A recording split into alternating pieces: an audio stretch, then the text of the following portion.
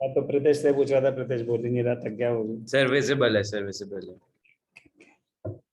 तो क्या क्या पढ़ लिया हमने, इंडस्ट्रियल सेक्टर के क्या हालात थे, एग्रीकल्चरल सेक्टर के क्या हालात थे, फॉरेन ट्रेड, डेमोग्राफिक कंडीशन, बस इतना ही करा है अभी तक, और तो कुछ नहीं करा। Next point, what was the occupational structure, कितना percent of the population primary sector में था, कितना सेकेंडरी सेक्टर में था, कितना टर्शरी सेक्टर में था। तो कह रहे पहले हम बता तो दें आपको कि ये प्राइमरी सेकेंडरी टर्शरी होता क्या है, इन्हें क्या पता कि हम ये सब करके बड़े हुए। नेशनल इनकम में भी करा था वैल्यू एडेड मेथड में, प्राइमरी सेकेंडरी टर्शरी। तो किसी भी नेशनल इनकम का कोई भी मेथड हो तो स्टेप 1 क्या होता है, classification into primary secondary and tertiary. अगर स्टेप्स याद कर रहे हो तो occupational structure refers to the distribution of working persons across primary, secondary and tertiary sectors of the economy. So all production units are grouped into 3 broad sectors. Number 1 is the primary sector. क्या होता है ये primary sector?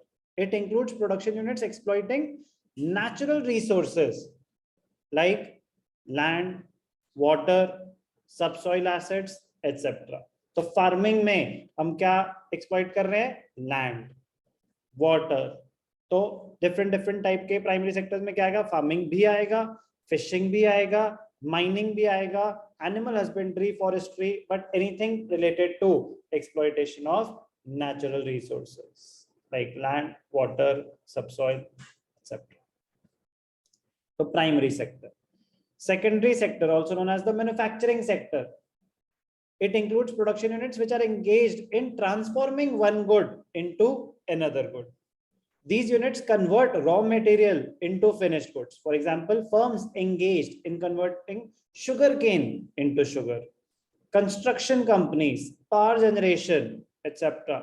All these are categorized under the secondary sector. क्यों कहते हैं इनको secondary, because it depends on the primary sector for raw material. Secondary वो manufacturing तो करेगा, कन्वर्ट तो करेगा एक चीज को दूसरी चीज में, बट एक चीज को दूसरी चीज में, तो वो एक चीज कहां से आ रही होगी, प्राइमरी सेक्टर से। ओके, तो secondary sector is also known as the manufacturing और द इंडस्ट्रियल सेक्टर। तो सेकेंडरी सेक्टर क्लियर है, प्राइमरी सेक्टर क्लियर है। टर्शरी सेक्टर क्या होता है, services. It includes production units engaged in producing services, for example transport, education, finance. तो transport, sir transport में तो trucks, trains, no, transport facility होती है, जो फैसिलिटी एक सर्विस है। आपको ट्रांसपोर्ट मिल रहा है तो बस थोड़ी ना दे दी आपको, आपको ट्रांसपोर्ट, आपको कन्वेंस है, वो एक सर्विस होती है। बात समझ आई? Education, finance, government administration, all these come under the tertiary sector. This sector finds third place because its growth, third place। अब वो उसकी बात कर रहे हैं कि contribution at the time of independence सबसे ज्यादा क्या आते हैं, प्राइमरी सेक्टर, आगे पढ़ेंगे हम 70 to 75%, फिर secondary sector I think 10-15%, secondary sector is 10%, और फिर टर्शरी सेक्टर 15 to 20%, क्योंकि इंडस्ट्रियल बेस हमारा बहुत कम था, lack of industries. Primarily dependent on primary and secondary sector. तो primary sector, secondary sector, tertiary sector, 3 sectors होते हैं। अब आएगा बात कि what was the state of occupational structure during the British rule. During the colonial period the occupational structure of India showed little sign of change as compare to what it was pre British rule. Very insignificant change. The state of occupational structure during the British rule can be summarized as under predominance of the primary occupation. Majority of the population was involved in the primary sector. The agricultural sector accounted for the largest share of workforce. 70 to 75% of the workforce was employed in the primary sector. Manufacturing and service, तो manufacturing is the secondary sector, उसमें 10%, and services 15 to 20%। तो वो ranking में third नहीं था during the British rule, गलती से मैंने बोला, तो रैंकिंग में वो सेकंड पे आ रहा है। बट वो कह रहे हैं मतलब कि पहले होता है प्राइमरी, फिर होता है सेकेंडरी, फिर होता है टर्शरी। वो सारे प्राइमरी सेकेंडरी सबको यूज करता है।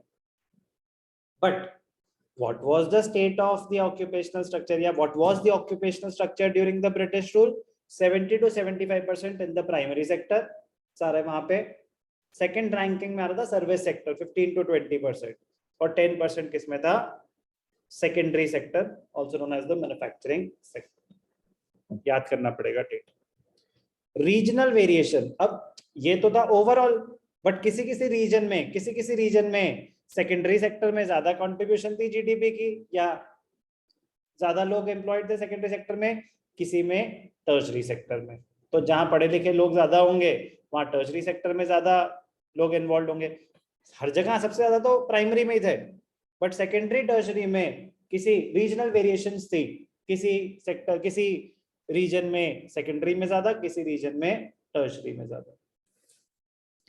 Another striking aspect was the growing regional variation. The states of Tamil Nadu, Andhra Pradesh, Kerala, Karnataka, Maharashtra, and West Bengal witnessed a decline in the dependence of workforce on agricultural sector, with a commensurate increase in the manufacturing and service sector. Although majority of the population was employed in agriculture, but फिर भी जो contribution था वो धीरे धीरे agriculture का गिरता जा रहा था, और वो shift कहाँ हो रहा था? Secondary and tertiary में. However, during the same time, there had been an increase in the share of workforce in agriculture in the states of Orissa, Rajasthan, and Punjab. So regional variation, Orissa, Rajasthan और पंजाब में पहले से ही मतलब हम predominantly agricultural sector में employed थे, majority of the people, और ज्यादा बढ़ गए, और कुछ states में कम हो गए। तो regional variation थी उस टाइम पे, अभी भी है, बट उस टाइम पे बहुत ज्यादा थी। तो ऑक्यूपेशनल स्ट्रक्चर इंपॉर्टेंट है, याद करना है।